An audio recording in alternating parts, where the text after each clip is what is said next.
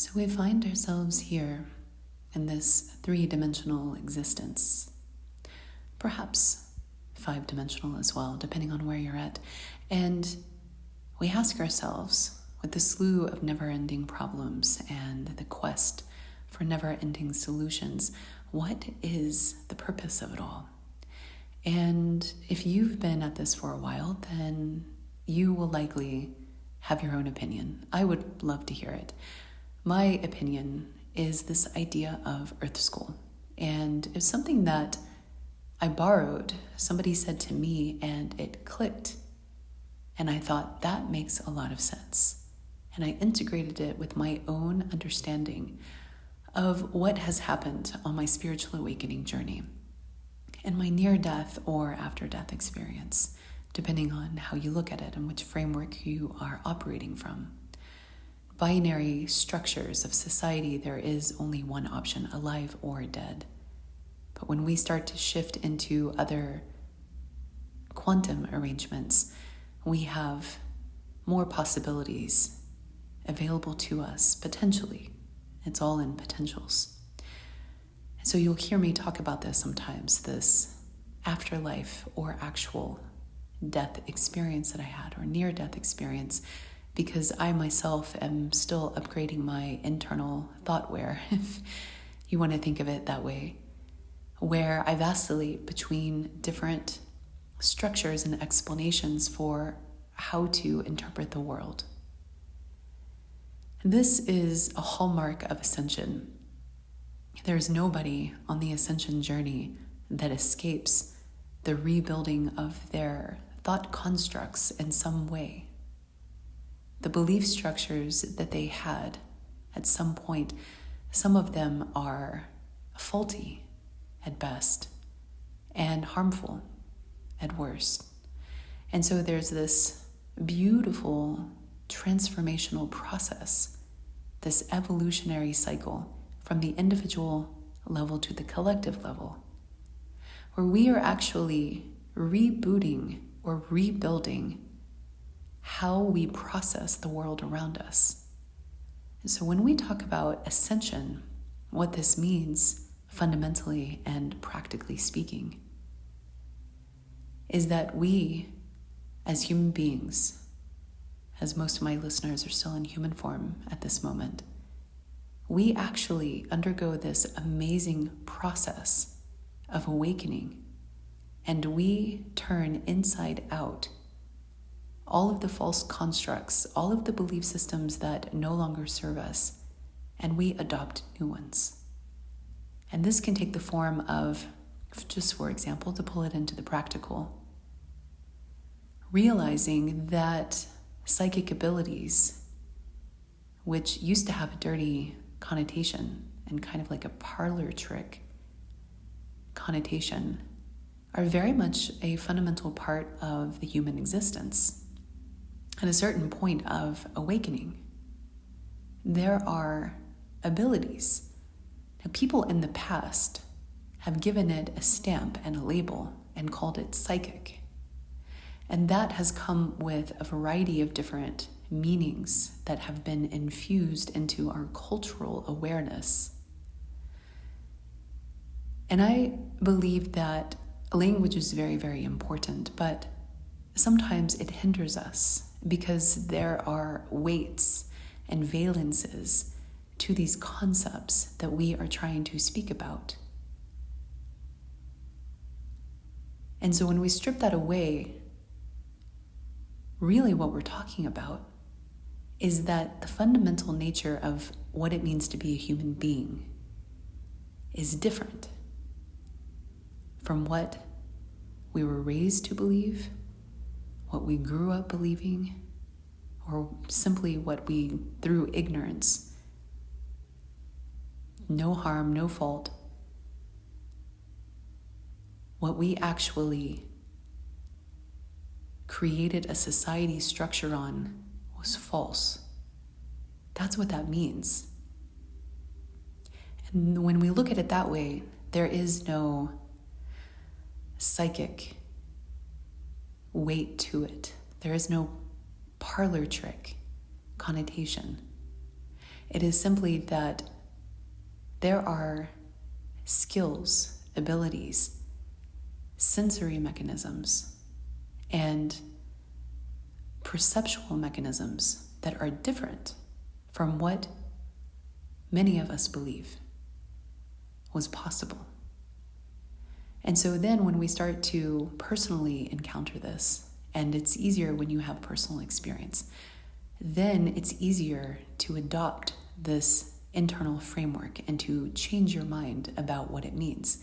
But there's this vacillation effect as people undergo this beautiful awakening, particularly if they are very heavily anchored or entrenched in dogma that is scientific or highly technical, of the materialist and reductionist fashion. And people like that struggle because, to put it simply, it's just not cool. It's just weird. It's just fill in the blank, impossible. It's just ludicrous. And these are the elements of conditioning that are remnants of our place and time conditioning. So what I mean is, if you grew up in a different place in a different time, you would have a different cultural experience. And as a result, your ideas of what it means to be human would be different than somebody that was existing, let's say, in the 1920s with no cell phones and no Neuralink technology in the consumer market. And you try to talk to them about computer brain interfaces, and they're not going to have the internal framework for which to understand this. Versus somebody in today's world, they are going to adapt more quickly and update what they believe the construct of being human is and will be in the future. But somebody existing very far in the past on a linear timescale, it would be completely unbelievable to them. And so as a result, their place in time is imbued in their consciousness and the way that they interpret reality. So now, let's get back to this idea of Earth School. I was watching a creator who I really admire and respect on TikTok, and he was doing a review of the purpose, the existential question of what are we doing here, really? And he also believes that it's Earth School, and he presented his very elegant synthesis of Robert Monroe, which I don't know if you've heard of him, but he, a couple decades ago, developed an institute and a series of programs to expand the human mind beyond what was previously thought possible. And he worked in close proximity and very interwoven with a 3-letter agency. It's not super important, but you can find it. And recently there were some papers that were released and declassified, which indicated that for decades now we have known about these different brainwave states, which I found to be quite validating, to be honest with you, because as a formerly trained neuroscientist who did not have any exposure to that information, but who personally experienced it in a spiritual awakening, quote, spiritual awakening, I was delighted because it confirmed what I had suspected, because there was this coherence of this brainwave activity. I even gave it a name. It turns out somebody else had given it a name decades before, because it was already known, but it was not known in the mainstream. So this Robert Monroe was an expert in a lot of different, quote, psychic phenomenon. I'm saying quote just to remind you that these are placeholder concepts that are contingent upon where we're at in space and time. And he trained a lot of people on how to open up these abilities. And in doing so, he published a lot of work. And this content creator was reviewing that and also reviewing other people's work and sort of stitching it all together.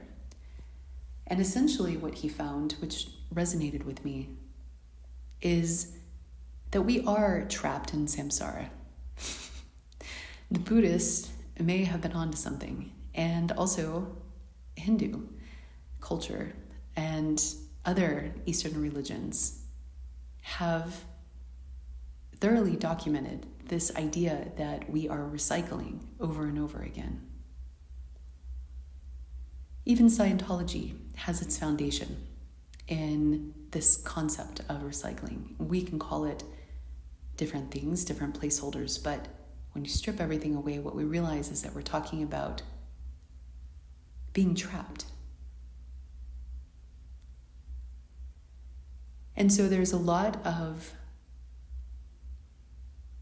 published material and ideas about how to untrap yourself. And depending on which faith you subscribe to, this can take different forms. But essentially, you get fed a framework that goes into your mind and changes the way that you see the world, changes the way you see life, and changes the way you see death and the afterlife. And apparently, according to Robert Monroe, and this is secondhand, of course, but I trust this creator. He's very in-depth and skillful.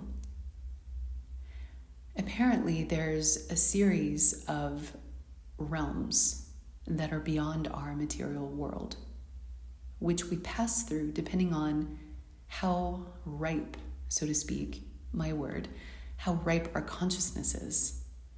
And with the end goal of collecting the fragments of our consciousness, mastering the lessons along the way, and then eventually creating, and this term I did not make up, escape velocity. Apparently, you can gain so much momentum on the spiritual awakening journey that you finally reach this crest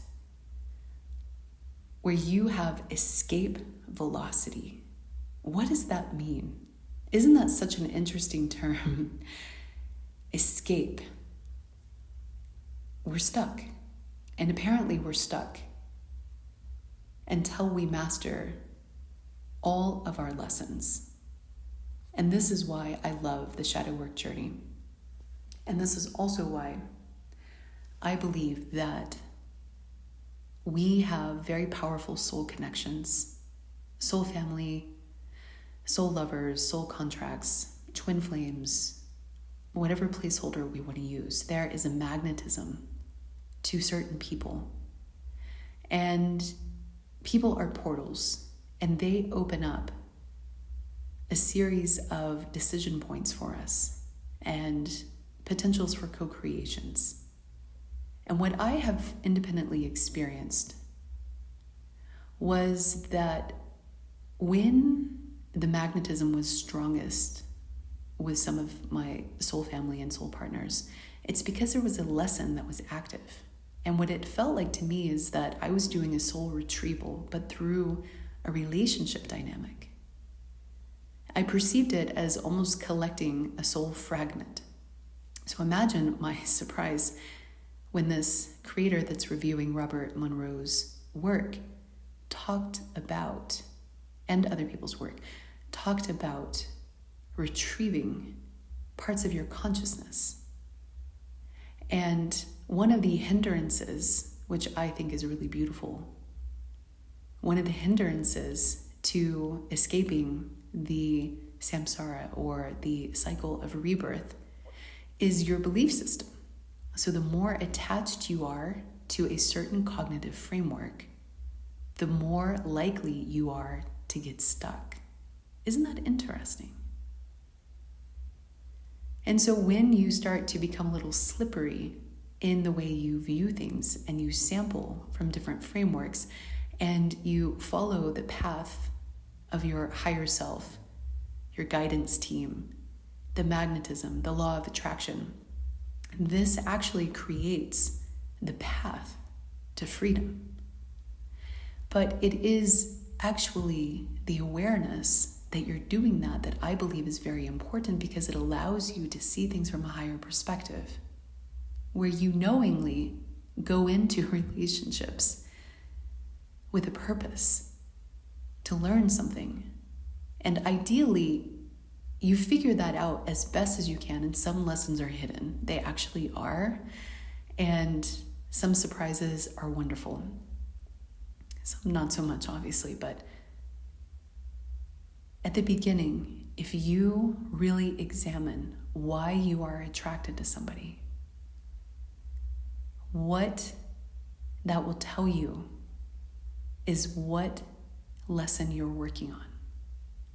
And so, for example, if you are attracted to somebody that is very expressive or very creative or very affectionate, it could be because deep down inside you are trying to expand into those traits. It's not so simplistic to say that it always works this way. But this is how you can analyze it from that higher perspective. If you have intimacy wounds, then you will be triggered by the person that you're magnetized by. Usually not at first, but the way that they communicate with you, how they express their love, might be very deeply triggering. This is actually an opportunity for you to see that it's a wound inside. I've worked with people, and also I have observed this in myself. Sometimes our explanation, our belief system about the interpretation of somebody's behavior and whether or not they care about us or feel the same way. Many people are very, very hung up on, is it reciprocated? And so they will overanalyze the behavior of another person to try to gauge secretly if it's actually reciprocated. But where this breaks down is when they interpret somebody's behavior as that they're not reciprocating because they don't see that the way that the person is showing up is their special form of love and affection. Instead, what they see is the hours or the days that have gone by since the last text or the last message. And they build a story in their minds about what is really happening, and very often to repeat this wound that's playing out over and over again. So then they introduce turbulence or waves into the dynamic. And as a result, they play out this lesson. And so when we are heavily attached to a belief system, like what does love mean? What does spirituality mean? What does our human existence mean? What does life and death mean? What is the afterlife exactly? What is the 3D versus the 5D? When we are very, very attached to our interpretations, I do believe that we stay stuck in cycles. And so if breaking samsara, or breaking the iterations of rebirth, is all about the lessons, now all we have to do is see things from a higher vantage point and understand what lesson is coming to me from this situation. And then we play with it. We change how we interpret things. At first, it's a little uncomfortable and it's not easy. The one practice that I like to use is the 3 interpretations. So you have your immediate baseline interpretation. And then what are 2 others? And it's even better if your immediate interpretation is something negative. So let's say that you are hyperfixated on a love interest and they haven't texted at a usual time. And so your mind is going in circles. What does it really mean? Then your emotions are spiraling out of control. This is just one example. It's not going to relate to everybody, but you can tune it as you need to and apply it as you need to. So your first reaction and interpretation is that they're not actually into me, they're losing interest, those are all negative. That you're being rejected. So then what is a neutral interpretation? And then what is a positive interpretation? So in this case, a neutral one could be that they just got busy. They're prioritizing other things. It means nothing about their interest or feelings. That happens. We need to focus on different things. And a positive interpretation could be that they're taking space because they're leaning into their feels. And plants like to grow in darkness. That whole cliche, absence makes the heart grow fonder. There's actually something that happens as we process the unfolding of a potential love interest or even a close friendship. There's something that happens where when we take space, it deepens the connection.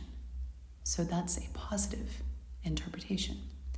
And so when you practice this over time, what you find is that you have the ability to choose more often than you did before. And that's how you lift out of the stubborn belief systems. But it doesn't happen in one fell swoop, and it doesn't happen overnight. It actually is a practice. This is what I work with my coaching clients on, is interpreting the world around them and understanding how they are creating reality and building it. And instinctively, sometimes to their disadvantage, to play out these cycles over and over. And so by respecting the wisdom of the universe and understanding that we are brought the perfect soul, family, partner lesson at any given time, we can start to really see and feel that the universe has our back, even if it doesn't look like it at first.